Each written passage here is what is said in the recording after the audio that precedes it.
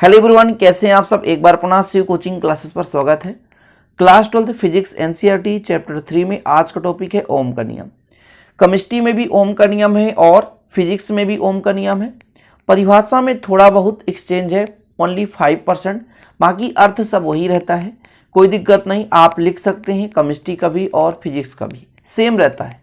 तो Ohm's law के बारे में चर्चा करेंगे। वीडियो को अंत तक देखिएगा। आज का छोटा सा ही वीडियो रहेगा क्योंकि केवल ओम का ही नियम समझेंगे। ओम के नियम की सीमाएं भी चर्चा करेंगे। तो चलिए शुरू करते हैं। सबसे पहले यही जानना जरूरी है कि ओम का नियम दिया किसने। तो सन 1828 में जॉर्ज साइमन ओम ने विद्युत धारा और विभवांतर के बीच एक संबंध स्थापित किया, जिसे हम ओम का नियम कहते हैं। अर्थात ओम का नियम किसने दिया? जॉर्ज साइमन ओम ने दिया। कब दिया? 1828 में। ठीक है। कभी कभी बुक्स में डेट चेंज रहता है, जो ईयर है वो चेंज रहता है, इसलिए आप लोगों को कंफ्यूज में नहीं रहना है। आपके अंदर कंफ्यूजन नहीं होना चाहिए। ठीक है। सन 1828 बिल्कुल प्रॉपर तरीके से आप लिख सकते हो, कोई नंबर नहीं काटेगा। क्योंकि डेली कमेंट आते हैं पुराने वीडियो पे कि सर ये सन होना चाहिए, इसमें ये सन होना चाहिए, तो आप सन से बिल्कुल परेशान ना हो। ओके। तो सन 1828 में जॉर्ज साइमन ओम ने एक नियम दिया जिसे ओम का नियम कहते हैं। और इन्होंने जैसे किसी चालक पर धारा प्रवाहित की और देखा कि जो धारा का मान है वो विभवांतर से रिलेट करता है ना। जितना ज्यादा विभवांतर लगाएंगे धारा उतना ही उसमें बहता है। ठीक है। तो इस पर उन्होंने एक नियम दे दिया जिसे हम ओम का नियम कहते हैं। तो सन 1828 में जॉर्ज साइमन ओम ने विद्युत धारा और विभवांतर के मध्य एक संबंध स्थापित किया जिसे ओम का नियम कहते हैं। उन्होंने क्या बताया कि यदि किसी चालक, ये चालक हम मान के चलते हैं PQ एक चालक है, PQ एक चालक है, इसमें परिवर्तन ना हो रहा हो, जैसे हल्का फुल्का गर्मी के कारण इसकी लंबाई में ना वृद्धि हो जाए, है ना, इसकी प्रारंभिक लंबाई के साथ साथ इसकी मोटाई में ना वृद्धि हो जाए, तो इसके ताप दाब आदि के कारण इसकी भौतिक अवस्था में परिवर्तन ना हो रहा हो, तब यदि इसमें धारा की बात की जाए प्यारे भाइयों, तो इसमें जो बहने वाली धारा आई है वो इसके सिरों के बीच, ये P और Q सिरा है, तो इनके सिरों के बीच लगाए गए विभवांतर के अनुक्रमानुपाती होती है। देखिए पहले समझेंगे, फिर आप सिंपल तरीके से इसको लिखने की कोशिश करेंगे। हमने क्या कहा कि क्या बताया ओम ने कि मान लीजिए एक आपके पास क्या है, चालक है, और वो चालक ऐसा है कि सामान्य परिस्थिति में उसकी विकृति ना हो, मतलब उसकी लंबाई में परिवर्तन ना हो, उसके आकार में बदलाव ना हो, उसके क्षेत्रफल में परिवर्तन ना हो। मतलब वो अचानक ऐसा नहीं कि ठंडी में 2 सेंटीमीटर था और गर्मी आई तो 3 सेंटीमीटर हो गया। ऐसा ना हो कि नॉर्मल टेम्परेचर पर, नॉर्मल प्रेशर पर उसकी आकृति है उसमें विकृति उत्पन्न हो जाए। समझ रहे? आकृति चेंज ना हो। तो यदि उसके सामान्य भौतिक अवस्था में परिवर्तन ना हो रहा, कोई भी चालक है आपके पास, हमने PQ लेके चला है, तो PQ एक चालक है, यदि इसके सामान्य भौतिक अवस्था में परिवर्तन ना हो, तो इसमें जो बहने वाली धारा आई, हम धारा प्रवाहित करते हैं, बैटरी से कनेक्शन जोड़कर रखें। यहाँ पे एक बैटरी है, इन उच्च वोल्टेज का बैटरी है यहाँ पर, जहां से हम धारा आरोपित कर सकते हैं। तो उसमें जो बहने वाली धारा है इनके सिरों के बीच लगाए गए विभवांतर के समानुपाती होता है। ओके, चलिए अब लिखना क्या है आपको कि यदि किसी चालक की भौतिक अवस्था में परिवर्तन ना हो तो उसमें बहने वाली धारा चालक के सिरों के बीच लगाए गए विभवांतर के अनुक्रमानुपाती होता है। अब थोड़ा सा आपको लिखना भी पड़ेगा कि माना किसी चालक के सिरों के बीच लगाया गया विभवांतर कितना है? V है, तो उसमें बहने वाला धारा I है, तब ओम के नियम से। तो इतना लिख लेना है आप लोगों को कि यदि किसी चालक के सिरों के बीच विभवांतर कितना हो, V हो, तो बहने वाली धारा I हो, तो ओम के नियम से हो, तो ओम के नियम से, ओम के नियम से ओम ने क्या बताया प्यारे भाइयों कि जो आपका V है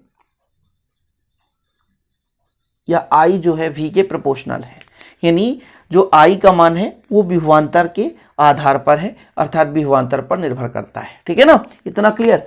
यदि हम समानुपाती हटाएं तो एक नियतांक लग जाता है, तो RI कर दिए, जहां R क्या है? एक आनुपातिक नियतांक है जिसे चालक का ही प्रतिरोध कहते हैं। जहां R क्या है प्यारे भाइयों? जहां R एक आनुपातिक नियतांक है, एक आनुपातिक नियतांक है जिसे एक चालक का प्रतिरोध कहते हैं, जिसे चालक का प्रतिरोध कहते हैं, जिसे चालक का प्रतिरोध कहते हैं। ओके, चीजें क्लियर हो गया।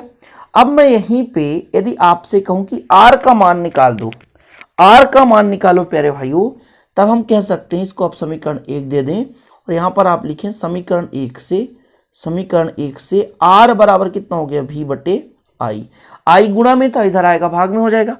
तब यहां से R एक प्रतिरोध है, तो आप प्रतिरोध बराबर निकाल सकते हैं कितना, कि प्रतिरोध बराबर कितना है, ये है विभवांतर और बटे I क्या है प्यारे भाइयों, विद्युत धारा। क्या, विद्युत धारा।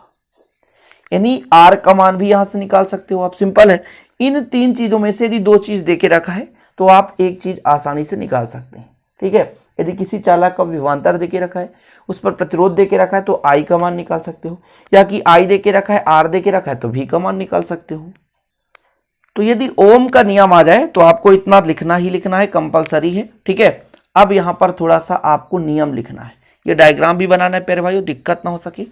नियम क्या है या शर्तें क्या है, ओम के नियम की शर्तें। आपको हेडिंग क्या डालना है, ओम के नियम की शर्तें। यहां पर हेडिंग में डालता हूं ओम के नियम के शर्तें, ओके। आपको लिखना है ओम के नियम की शर्तें। वो कौन कौन सा शर्त है प्यारे भाइयों, तो पहला नंबर ये है कि चालक का ताप नियत हो, चालक का ताप नियत हो, मतलब चालक के ताप में परिवर्तन ना हो बार बार, ठीक है। और दूसरा, चालक में विकृति ना हो, चालक में